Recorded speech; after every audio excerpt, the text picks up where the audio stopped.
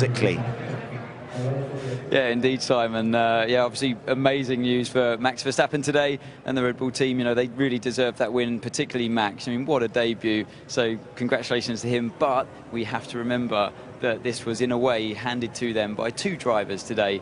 And it all happened off the start and on the way round towards turn 4. So we're just going to look at the side-by-side here of the two Mercedes drivers. So Nico gets an equally good start to his teammate Hamilton. On the run down towards turn 1, he slips into the slipstream of the sister car and makes a brilliant move around the outside. Now, this is proper racing, and Rosberg was on fire there. He did it just inch perfect. But this is where something seems to go a bit wrong for him. During the corner, looking at Hamilton's onboard, you see that the rain light starts to flash on Rosberg's car. Now, what this is when the car goes into harvesting mode, just coming up here. And at this point, round about now, so there we go, Rosberg starts to react to it. And just go to the full frame at this point. Oh, hang on a minute. I'll just rewind that for you, just so you can see what goes on. So he reacts to the rain light.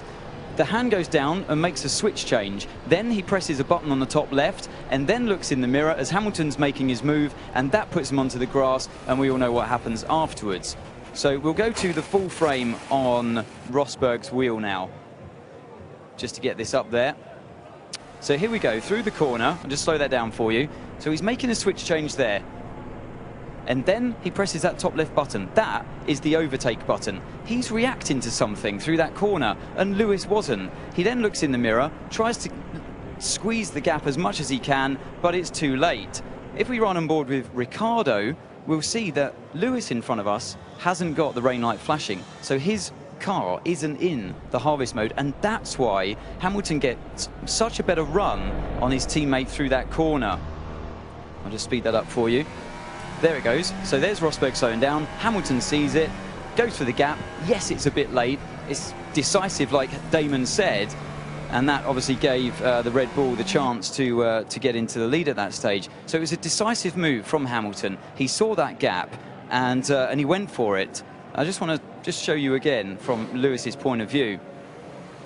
So here we go. We're just watching Lewis now. He's nice and calm on the wheel. Nothing's going on. He's trying to defend on the inside. You know, normal defending move. Yes, he gets beaten into turn 1. Now around this corner, he gets on the power. He sees that he's making a nice wide approach through the corner, and then he sees his opportunity. As soon as he sees that light flashing, he knows what's going on and goes for that move there. As soon as he's there, there's no way he's going to back out of it. So the car comes over late, but he did make that move. You have to be decisive on one of these cars, and he makes that decision. I'm going to the inside. The gap is there on that part, so he goes for it. But look at the angle that Rosberg's coming over. As soon as we're here, there's no backing out of it. It's risky, but that's racing. You know, you have to put your car in those situations sometimes, and you have to trust the people that you're racing. It was very aggressive from Rosberg, I must say, and the stewards will be looking at that. Now, I'm sitting there thinking, why is Rosberg's car harvesting energy through that corner, charging the battery when Hamilton's car's not? So I started looking into this.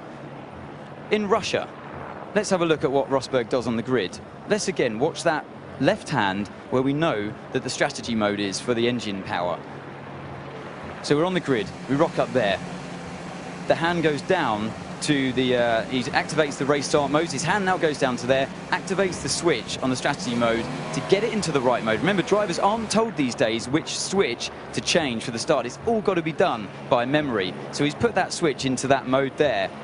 And you can see on board with Hamilton as well, he's in exactly the same switch mode off that same start. So he's in the right mode to start this race. It's a different color on Lewis's wheel. It's driver preference. So when he turns right, we'll have a look to see which angle the switch is. So there we go. See the switch there on the left-hand side.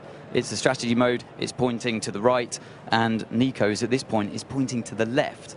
And in Sochi, it was pointing to the right at the start. So it proves to me that Nico wasn't in the right mode, or at least a different mode to his teammate around that part. So I don't know if you can just see on that left side again, different color I know, the switch is pointing left, different how it was in Sochi, and Lewis's one is pointing right, the same as what Rosberg's was in Sochi.